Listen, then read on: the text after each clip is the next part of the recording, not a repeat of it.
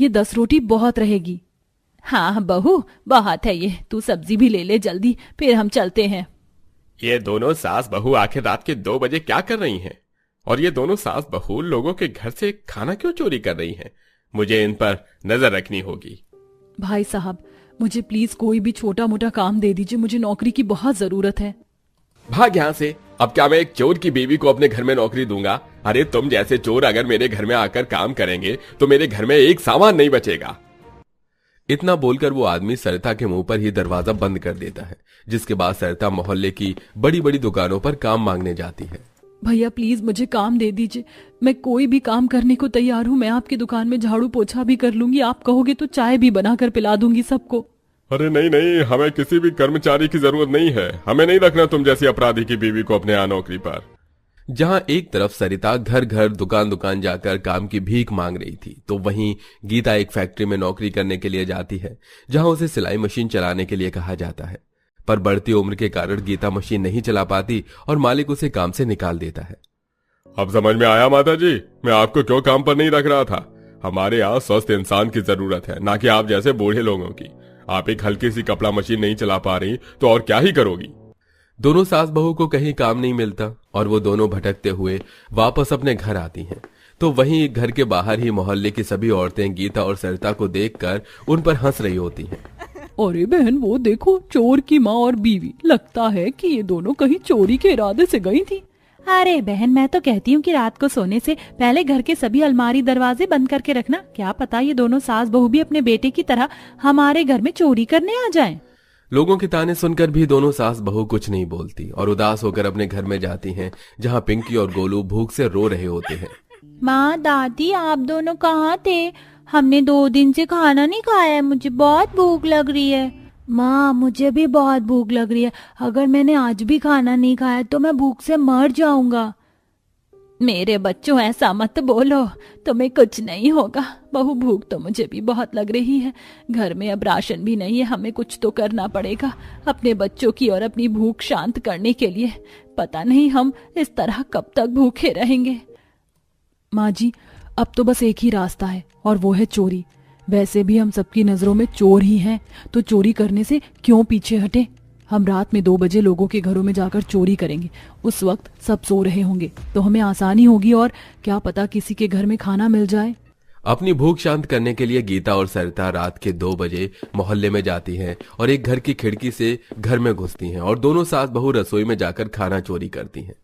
माँ जी, यहाँ तो सिर्फ थोड़े से चावल है। इतने से चावल से हम में से किसी का पेट भी नहीं भरेगा। हमें किसी दूसरे के घर में जाना होगा और रोटी चोरी करनी होगी। हाँ बहू, चल जल्दी से चल, इससे पहले कि कोई उठ जाए। इस तरह दोनों सास बहू उस घर से थोड़े से चावल चोरी करके दूसरे घर में जाती हैं और उस घर से 5 रोटी और सब्जी चोरी करके भागते हुए अपने घर आती हैं।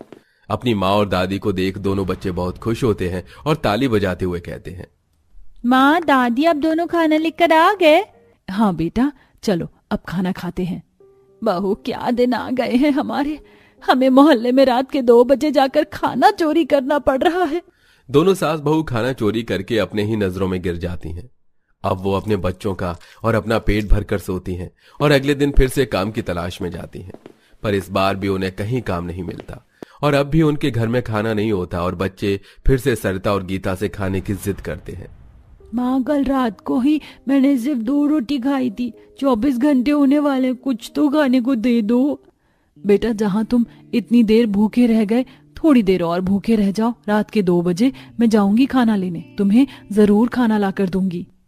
गीता और सरिता रात होने का इंतजार करती हैं और जैसे ही रात के 2 बजते हैं, दोनों सास बहू घूंघट करती हैं और एक घर में जाती हैं। पर उसकी खिड़की दरवाजे बंद देखकर दोनों सास बहू दूसरे घर में जाती हैं और बड़ी मुश्किलों से सरिता एक पत्थर पर चढ़कर पाइप को पकड़ते हुए घर के अंदर जाती है और रसोई में जाकर खाना चोरी करती है और ऊपर से अपनी सास को खाना फेंकते हुए कहती है, माँ जी, यहाँ खाना बहुत ज्यादा रखा है। अभी आप ये रोटी लीजिए, थोड़ी देर में मैं सब्जी भी फेंकूंगी। इस तरह सरिता एक और पन्नी में थोड़ी सी सब्जी पैक करके ऊपर से नीचे अपनी सास को फेंक कर देती है और गीता उसे कैच कर लेती है। कुछ देर बाद सरिता नीचे उतरती है और अपनी सास के साथ जल्दी से अपने घर में जाती है और अपने बच्चों को खाना देती है। आज मेरे बच्चे पेट भरकर खाना खाएंगे और आज तो इतना खाना है कि सुबह के लिए भी बच जाएगा। अरे ये खाना तो बहुत टेस्टी है माँ, कल भी आप इन्हीं के घर से खाना लेकर आना। एक बार फिर गीता और सरिता मोहल्ले में 2 बजे रात को खाना चोरी करके अपना और अपने बच्चों का पेट भरती हैं और इसी तरह अब दोनों सास बहू काम न मिलने की वजह से मोहल्ले के अलग अलग घरों में जाकर खाना चोरी करती हैं और उन्हें अपने बच्चों के साथ खाती हैं। इसी तरह कुछ दिन बीत जाते हैं और एक दिन सरिता एक घर में जाती है और बाहर खड़ी गीता नजर रखती है, पर यह सब कुछ एक जेलर दूर खड़ा अपने घर से देख लेता है। माँ जी ये पकड़िए रोटी, हम सबके लिए ये 10 रोटी बहुत रहेगी। हाँ बहू बहुत है ये, तू सब्जी भी ले ले जल्दी, फिर हम चलते हैं। ये दोनों सास बहू आखिर रात के 2 बजे क्या कर रही हैं? और ये दोनों सास बहू लोगों के घर से खाना क्यों चोरी कर रही हैं? मुझे इन पर नजर रखनी होगी। बहू बस बहुत है इतना, अब जल्दी चल कोई देख ना ले। हाँ माँ जी आप बस अपना मुंह छुपाओ और सब्जी ठीक से पकड़ो, गिर ना जाए। मैं भी इनके पीछे जाता हूँ और सच का पता लगाता हूँ। अरे बहू मैं तो थक गई। बस माँ जी आ गए, लीजिए आ गया हमारा घर। अरे ये क्या, ये तो एक झोपड़ी है, मैं भी खिड़की से देखता हूँ। लो बच्चों खाना खा लो। आज ये कैसी नौबत आ गई है हमारी कि आज हमें चोरी करके अपने बच्चों को खाना खिलाना पड़ रहा है। पता नहीं कब वो दिन आएंगे जब हम अपने घर में अपने हाथों से अपने बच्चों के लिए खाना बनाएंगे। माँ जी ऐसे कब तक चलता रहेगा? कोई हमें काम नहीं दे रहा है, आखिर हम कब तक खाना चोरी करके बच्चों को खिलाएंगे? ऐसी क्या मजबूरी है तुम दोनों सास बहू की कि तुम दोनों रात के 2 बजे मोहल्ले में जाकर खाने की चोरी कर रही हो? आप कौन? मैं इस एरिया के पुलिस थाने का नया जेलर हूँ। अच्छा तो आपके जेल में जो कैदी 302 नंबर का है वह बेकसूर है, वो मेरे पति हैं। 3 महीने पहले मेरे पति की नई नई नौकरी लगी थी एक शोरूम में, पर एक दिन पुलिस वाले आए और उन्होंने उस शोरूम पर छापा लगा दिया और वहां काम कर रहे हर वर्कर को पकड़ लिया और उसमें एक मेरे पति भी थे। वो अब मेरे ही हाथों में है। अब पुराना जेलर जा चुका है और अपने पति को बेगुनाह मत बोलो, वो गुनहगार है इसलिए आज जेल में है। नहीं मेरा बेटा गुनाहगार नहीं है, मेरे बेटे ने वहाँ सिर्फ 2 ही महीने काम किया था, उसे नहीं पता था कि वहाँ चोरी का माल आता है। हम दोनों सास बहू ने अपने बेटे की जमानत करवाने के लिए अपना घर जेवर सब बेच दिया, यहाँ तक कि कर्ज भी लिया, पर हम अपने बेटे को छुड़ा नहीं पाए, वो भी सिर्फ उस पुराने जेलर की वजह से। और आज हमारी ये नौबत आ गई है कि कोई हमें काम नहीं दे रहा, हर कोई हमें चोर की माँ और बीवी के नाम से बुलाते हैं। बस इसीलिए हमने रात के 2 बजे अपने बच्चों का और अपना पेट भरने के लिए खाने की चोरी की है। सर मैं नहीं चाहती कि मेरे बच्चों को लोग चोर के बच्चे कहें या मेरे बच्चे भी चोरी जैसे रास्ते पर कभी चले जैसे आज मुझे चलना पड़ रहा है। और मैं इस तरह खाना चोरी करके अपने बच्चों को नहीं खिलाना चाहती, इसलिए मेरी आपसे विनती है, अगर आपको मेरी बात पर विश्वास नहीं है तो आप फिर से फाइल खोल कर देखें और इस बार आप इस केस पर अच्छे से रिसर्च करें। सर मैंने तो सुना है कि हमारे देश के संविधान और कानून में लिखा है कि भले ही 100 गुनाहगार छूट जाए पर एक बेकसूर इंसान को सजा नहीं मिलनी चाहिए। फिर यहाँ तो ना जाने कितने बेगुनाह जेल में उम्र कैद की सजा काट रहे हैं। अगर ऐसी बात है तो आप फिक्र मत करो, अगर तुम्हारा पति बेगुनाह हुआ तो मैं उसे रिहा करवाऊंगा। गरीब सास बहू की लाचारी और उनके आंसू देखकर जेलर को उनकी बात पर विश्वास होता है और वो अगले ही दिन उस केस को ओपन करता है और रिसर्च करने पर जेलर को पता चलता है कि न सिर्फ कैदी नंबर 302 बल्कि कैदी नंबर 306 और 308 भी बेगुनाह है। और इस तरह नया जेलर कोर्ट से अपील करके बेगुनाह लोगों को रिहा करवाता है। पति के आजाद होने के बाद एक बार फिर से उसके परिवार को वही मान सम्मान मिलता है और उनकी आर्थिक स्थिति फिर से बेहतर हो जाती है। आशा है कहानी आपको अच्छी लगी होगी। आप मोहल्ले के ऊपर और कौन सी कहानियां देखना चाहते हैं कमेंट में सजेस्ट करना बिल्कुल मत भूलिए। इतने सारे बर्तन हैं, अब इन्हें धोते हुए 1 घंटा लग जाएगा और 1 घंटे बाद फिर खाना बनाना है। पता नहीं क्यों ही मैं इस घर में आ गई। रुचिका बर्तन धोने के बाद खाना बनाने लग जाती है और काफी सारा खाना मटर पनीर, शाही पनीर, दाल, चावल, चोखा, रोटी ले जाकर टेबल पर जोर से पटकते हुए कहती है, अब बस बहुत हो गया, मैं और ये सब नहीं कर सकती हूँ। आप लोगों को मेरी परेशानी दिखाई नहीं देती है ना? कोई बात नहीं, लेकिन मैं खुद की परेशानी से बहुत अच्छे से वाकिफ हूँ, इसलिए अब और नहीं। रुचिका आखिर इतने गुस्से में क्यों थी? रुचिका अपने ससुराल वालों के साथ ऐसा व्यवहार क्यों कर रही थी? चलिए कुछ समय पीछे चलते हैं, ये जानने के लिए कि रुचिका के ऐसा बर्ताव का क्या कारण है। रुचिका रसोई में पापड़ पराठे बनाने के बाद अब पकौड़े तल रही थी। चलो आज सुबह का तो हो गया, जल्दी से ये पकौड़े बन जाए। कहीं पकौड़े बनने से पहले मेरे ससुराल वाले उठ गए ना तो मेरे लिए ही मुसीबत हो जाएगी। रुचिका पकौड़े बना रही होती है कि तभी उसकी माँ शारदा का फोन आता है और वो रुचिका से कहती है, और बेटी कैसी है? जब से तू अपने ससुराल गई है तब से तो ये घर सूना सूना लगता है। सच कहते हैं लोग कि बेटियां ही घर की रौनक होती हैं। तू गई क्या, हमारे घर की तो रौनक ही चली गई। माँ, आपकी याद तो मुझे भी बहुत आती है। अच्छा बताओ, आप कैसी हो? घर में सब ठीक तो है ना? हाँ, यहाँ सब ठीक है। तू बता, क्या कर रही थी? कहीं मैंने तुझे डिस्टर्ब तो नहीं किया ना? माँ, मैं तो पकौड़े बना रही थी। अच्छा हुआ आपने कॉल कर दिया, मेरा भी मन था आपसे बात करने का। पकौड़े बना रही? घर में कुछ खास है क्या? नहीं माँ, यहाँ पर ऐसे ही होता है, सबके लिए नाश्ता लगा देती हूँ, फिर मैं आपको कॉल करूंगी, तब हम दोनों आराम से बात करेंगे। रुचिका इतना बोल के फोन रख देती है। सारा नाश्ता टेबल पर लगा देती है। रुचिका की सास माला, ससुर प्रमोद और पति अजय तीनों नाश्ते के टेबल पर आते हैं और खाना देखकर कहते हैं, वाह बहू, आज तो तूने पकौड़े भी बनाए हैं। पर बहू, तूने धनिया पुदीने की चटनी क्यों नहीं बनाई? तुझे पता है ना, पकौड़े के साथ धनिया पुदीने की चटनी बहुत ही बढ़िया लगती है। ससुर जी, अभी जो बनाया आप वही खा लीजिए ना। इतनी मेहनत करके मैंने बनाया है, लेकिन अगर आपको बिना धनिया पुदीना की चटनी के पकौड़े नहीं चलते हैं तो बोल दो, मैं बना ही दूंगी। क्या होगा, दोबारा ही तो काम करना पड़ेगा ना। अच्छा बहू, बना रही है तो बना ही दे, और हाँ, उसमें थोड़ा काला नमक डाल दियो, बढ़िया लगती है इससे चटनी।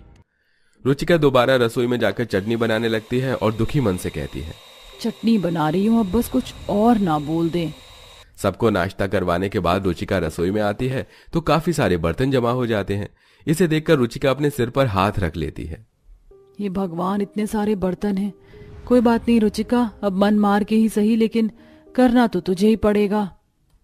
रुचिका बर्तन धोने लगती है। बर्तन धोने के बाद अपने कमरे में जा रही होती है कि तभी उसकी सास उसे ठोकते हुए कहती है, अरे बहू, सुबह के बर्तन धुल गए क्या? हाँ माँ जी, बर्तन धुल गए हैं। अभी थोड़ा कमर में दर्द हो रहा है तो आराम करने जा रही हूँ। अरे नहीं नहीं बहू, कमरे में मत जा, थोड़ी सी सुस्ती क्या करने लगी, आलस चढ़ जाएगा। एक काम कर, दिन के खाने की तैयारी कर ले। आज दिन में सबके लिए तो कढ़ी चावल, रायता, दाल और आलू भुजिया बना दियो, ठीक है ना? ठीक है माँ जी, बना दूंगी। इतना कहकर रुचिका रसोई में दोबारा चली जाती है और दिन का खाना बनाने की तैयारी करने लगती है। तभी रुचिका की नजर अपने फोन की तरफ जाती है। 1 बजने वाले हैं। अभी तो मैं काम करके हटी थी और इतनी जल्दी 1 भी बजने वाले। रुचिका, जल्दी से दिन का खाना बना ले। यहाँ पर तो समय का पता भी नहीं चलता। सुबह उठो, काम करो, फिर सीधा सुबह के बर्तन धोने लग जाओ। फिर दिन हो गया, दिन का खाना बनाओ, फिर दिन के बर्तन। 3 बजे उनको जो हल्की भूख लगती है उसके लिए अलग खाना बनाओ। फिर शाम हो गई, शाम का बनाओ, फिर बर्तन धोने लगो। रात हो गई, रात का बनाओ, फिर बर्तन। यहाँ तो ऐसे ही मेरा तो दिन ही निकल जाता है। रुचिका इतना बोलकर खाना बनाने लग जाती है कि तभी रुचिका को जगह कम पड़ रही होती है बनाए हुए खाने को रखने के लिए। अब इस पतीले को मैं कहाँ रखूं? एक तो ये इतनी कम जगह है, ऊपर से 5 टाइम का खाना बनवा लेते हैं। एक काम करती हूँ, इसे जमीन पर रख देती हूँ। रुचिका इतना बोलकर पतीला जमीन पर रखकर बाकी का खाना बनाने लगती है और सारा खाना बनने के बाद रुचिका सब खाना टेबल पर लगा देती है। आ जाओ सब, लंच बन गया है। रुचिका की आवाज सुनकर सब खाना खाने आ जाते हैं। खाना खाते हुए रुचिका के ससुर उससे कहते हैं, बहू तू ना 3-4 बजे मेरे लिए कुछ हल्का ही खाना बना दियो। वैसे तो मैं कम ही खाता हूँ, सबको पता है, इसलिए बोल रहा हूँ तू मेरे लिए आज दिन के खाने के बाद सूप बना दियो। काफी दिन हो गए हैं सूप नहीं पिया है। पापा जी, आप पहले वो खाइए ना जो सामने है। दिन के खाने के बाद जो बनाना है मैं बना दूंगी। बहू, मेरे लिए ना मैगी बना दियो। आज मैगी खाने का बहुत मन हो रहा है। और हाँ, तू ज्यादा सब्जी डालकर बनाती है ना, वो वाली बना दियो। ठीक है। रुचिका इतना बोलकर सबको खाना परोसती है और अब सब आराम से खाना खाते हैं। सबके खाना खाने के बाद रुचिका बर्तन इकट्ठा करती है और रसोई में ले जाती है, जहां सिंक में पहले से ही काफी बर्तन होते हैं। पहले की ही कढ़ाई और कुकर हैं और अब ये फिर हो गए। रुचिका बर्तन धोने लगती है। बर्तन धोने के बाद ही रुचिका सब्जियां काटने लग जाती है। मैगी 2 मिनट में कहाँ बनती है? सब लोग इतना झूठ बोलते हैं कि मैगी 2 मिनट में बन जाती है। ऊपर से सूप बनाने के लिए भी बोल दिया, सूप में इतनी सब्जियां डाली जाती हैं। ये कोई नहीं देखेगा, बस ये जरूर बोल देंगे कि सूप बना दे। रुचिका सूप, मैगी, कॉफी बनाकर सबको उनके कमरे में दे आती है। अजय कॉफी और मैगी देखकर कहता है, तुम मानोगी नहीं रुचिका, लेकिन सच में मुझे अभी तो कॉफी की काफी ज्यादा जरूरत थी। अच्छा हुआ तुम ले आई मेरे लिए। शाम को चाय पी लूंगा तो पूरा सिर दर्द खत्म हो जाएगा। अजय इतना कहकर आराम से कॉफी और मैगी खाता है। कुछ देर बाद जब शाम के लिए चाय और कुछ पराठे बनाती है कि तभी पड़ोसन राधा आ जाती है। अरे रुचिका बहू, वो क्या है ना, आज मेरे घर में दिन में कुछ खाना बना नहीं था तो अब मुझे काफी भूख लग रही है। पूरे मोहल्ले में एक तुम्हारा ही तो घर है जहाँ 5-5 टाइम खाना बनता है, तो तू आज शाम का चाय नाश्ता मेरे लिए भी बना दियो। आंटी जी, आप अकेली ही तो हैं खाना खाने वाली, अब इतना तो आप खुद ही कर सकती है ना। एक रोटी बनानी है या नमकीन बाहर से लाकर घर पे चाय बनानी है, इससे ज्यादा तो कुछ नहीं करना है ना, वो खुद कर लो आप। अरे मुझे कभी खुद करने से कोई परेशानी नहीं हुई है। जब मेरी नई नई शादी हुई थी ना, तब तो मेरे ससुराल वाले हर 2 मिनट में कुछ ना कुछ बनवाते रहते थे। अच्छा तू मेरे लिए चाय नाश्ता बना दे, मैं जरा तेरी सास के साथ बैठ जाऊं, काफी दिनों से हम दोनों ने कुछ बात ही नहीं की है। इतना कहकर राधा माला के साथ बैठ जाती है। रुचिका सबको शाम की चाय देती है। 1 घंटे बाद ही अजय रुचिका से कहता है, रुचिका सुनो ना, मैं ये भेलपुरी बनाने का सामान लाया हूँ, जल्दी से भेलपुरी बना दो ना। अरे खाना बना तो रही हूँ, ये कोई टाइम है क्या भेलपुरी खाने का? भेलपुरी खाने का कोई टाइम नहीं होता है, जब मन किया तब खा लिया जाता है। अच्छा ये पहले बना दो फिर खाना बना देना। भेलपुरी बनाने के बाद रुचिका काफी सारा खाना, मटर पनीर, शाही पनीर, दाल चावल, चोखा रोटी ले जाकर टेबल पर जोर से पटकते हुए कहती है, अब बस बहुत हो गया है, मैं और ये सब नहीं कर सकती हूँ। आप लोगों को मेरी परेशानी दिखाई नहीं देती है ना, कोई बात नहीं, लेकिन मैं खुद की परेशानी से बहुत अच्छे से वाकिफ हूँ, इसलिए अब और नहीं। बहू क्या हुआ, तो इतना गुस्सा क्यों कर रही है, हमसे कोई गलती हुई है क्या?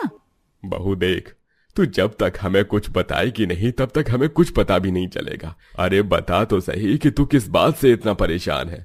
आप लोग हर रोज मुझसे 5-5 टाइप का खाना बनवाते हो। मैं हर सुबह 5 बजे रसोई में जाती हूँ, रात के 12 बजे रसोई से फ्री होती हूँ। कभी किसी को ये नहीं लगता कि कुछ ज्यादा ही हो रहा है। अरे सुबह थोड़ा ज्यादा खाना बनवा कर वो दिन में तो खाया जा सकता है ना, और फिर शाम को बस चाय नमकीन, रात में जो आप बोलो। लेकिन किसी को मेरी तकलीफ नहीं दिखती, मैं जा रही हूँ। नहीं रुचिका, तुम्हें कहीं जाने की जरूरत नहीं है।